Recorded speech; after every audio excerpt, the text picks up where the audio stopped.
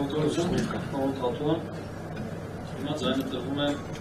պատմական գիտությունների դոկտոր պրոֆեսոր պարոն Ռուբեն Մերկունյանին։ Պարոն Մերկունյանը կներկայացնի եկեղեցին որպես թուրքական թիրախ, պատմություն և ներկա ժամանակաշրջան թեմայով։ Ինչ եք ասում, Երաշնորհ Սրբազան հայրեր, հարգելի գործընկերներ և սիրելի լրագրողներ, քանի որ այստեղ ելույթ ունեցողների մեծամասնությունը իրավաբաններ են և նրանք ներկայացնում են հարցի իրավական կողմը, տարբեր ասպեկտները, ես կփորձեմ պատասխանել մեկ հարցի, որը այս աղմուկը բարձրանալուն զուգահեռ ի հայտ եկավ մեր թե արդյոք այս ամենը Թուրքիայի և Ադրբեջանի ծրագրերից է, արդյոք դա համահունչ է այդ ծրագրերին և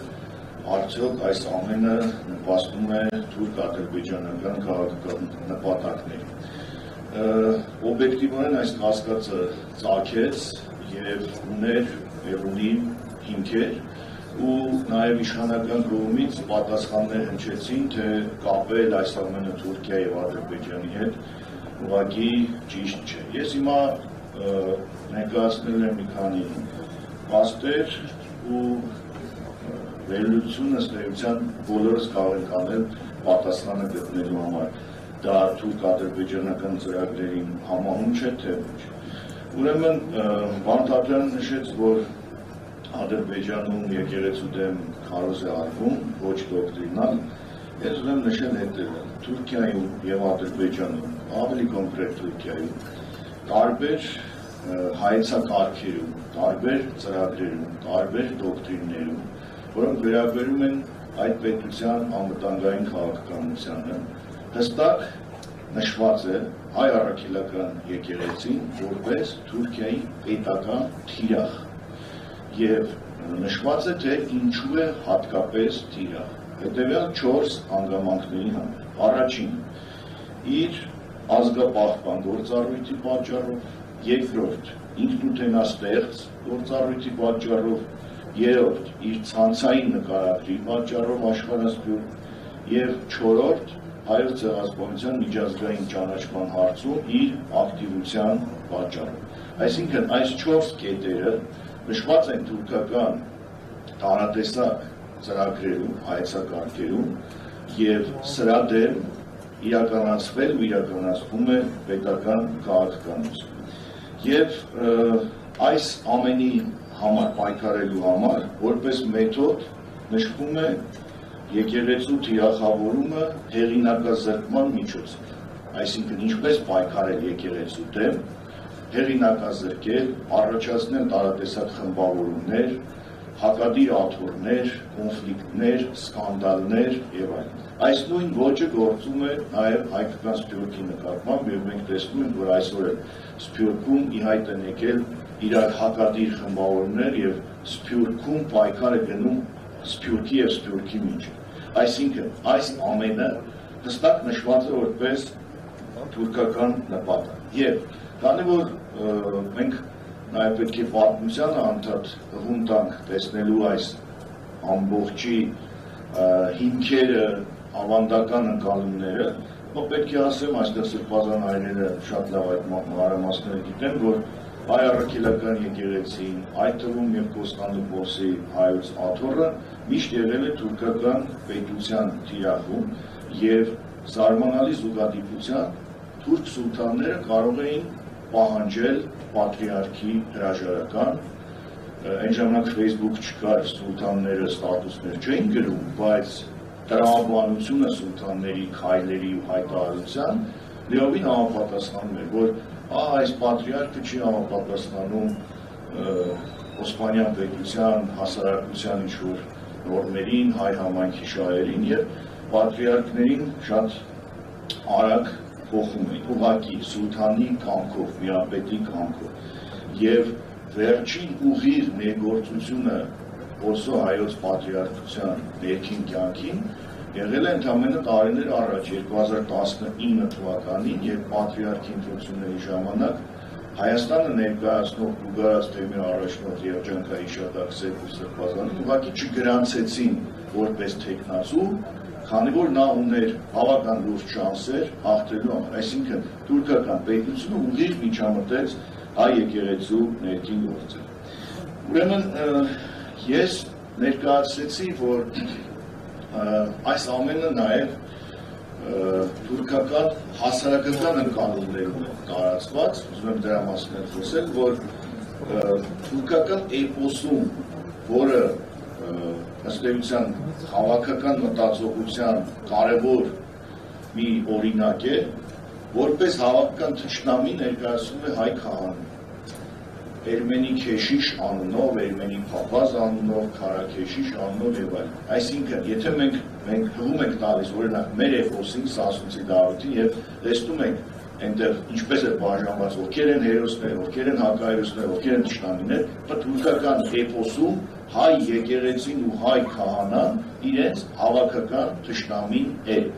Եվ այս ամենը եթե փորձեմ ամփոփել, որ Թուրքիայի քաղաքականությունը ծրագրերով,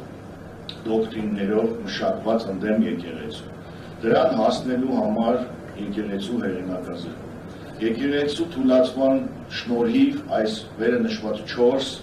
գործառույթների թուլացում, այսինքն ազգապահպան, ցեղասպանության ճանաչում, ինքնություն, ցանցային կառույց եւ այլն, այս ամենը միայն ու միայն կարող է ձեռնտու լինել Թուրքիա եւ Ադրբեջան պետությունների եւ այդ ամենը փաստաթղթավորված է։ Հիմա, եթե գալիս ենք այն ինչ որ կատարվում է այսօր Հայաստանում իշխանությունների կողմից ընդդեմ պետության եւ զուգահեռներ ենք տանում, ապա ինչ ենք տեսնում, որ այս ինչ որ կատարվում է շատ համախոհ չէ եւ շատ ցանկալի է Թուրքիա եւ Ադրբեջան պետությունների։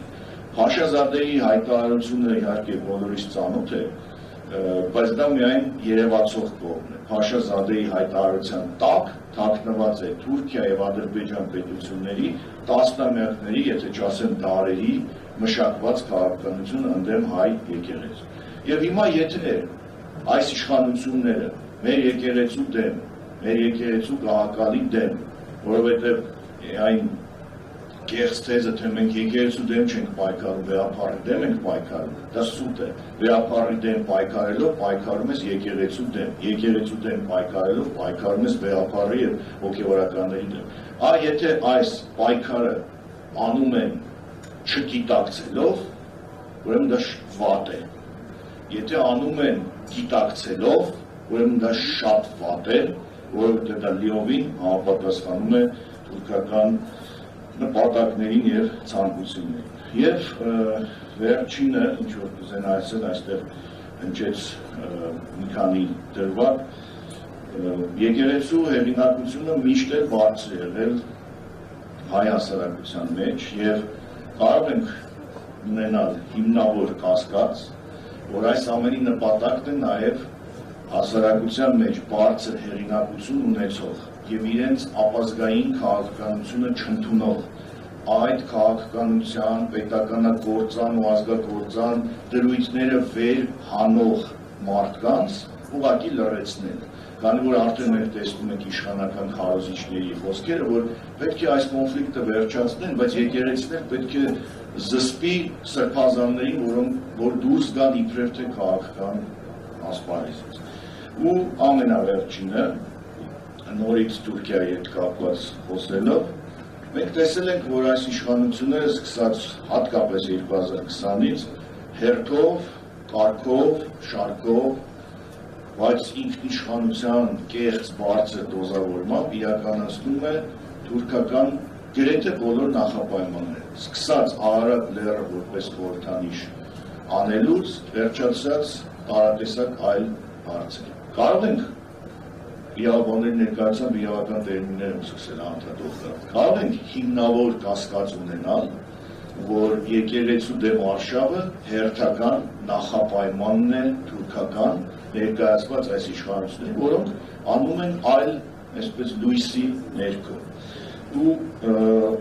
խմբակային ամենայն հայոց կաթոլիկոսին վիրավորելը իշխանության տարբեր օղակների, պատասխանատուների կողմից, դա ոչ միայն հարաբերական կարմիր գծերի անցնում է, այլև ցույց է դնում իշխանական համակարգի եւ այս իշխանության բռնապետական մտածելակերպը, այսինքն ինչ որ ասում է վարչապետը, իրենց ղեկավարը, իրենք անմիջապես ձայնարկում են։ Նա ասում է վեհապարին դիմում է ավազանի անունով, մնացածները նույնպես դիմում են ավազանի անունով։ Սա հատուկ է այսպիսի երևույթներ, հատուկ է բռնապետական երկրներին եւ եկեղեցու դեմ պայքարել են սուլթանները,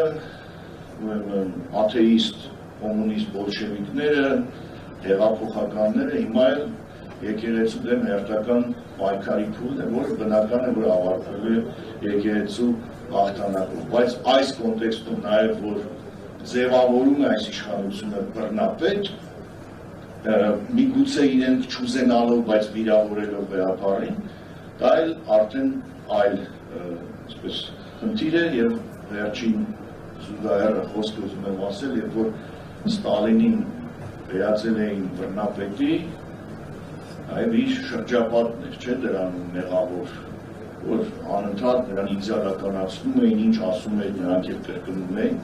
եւ տարիներ հետո Անաստաս Միգոյան այդ մասին շատ հետաքրքիր ձևակերպում է տվել, որ Միխայել создать Бога, но создали дьявола.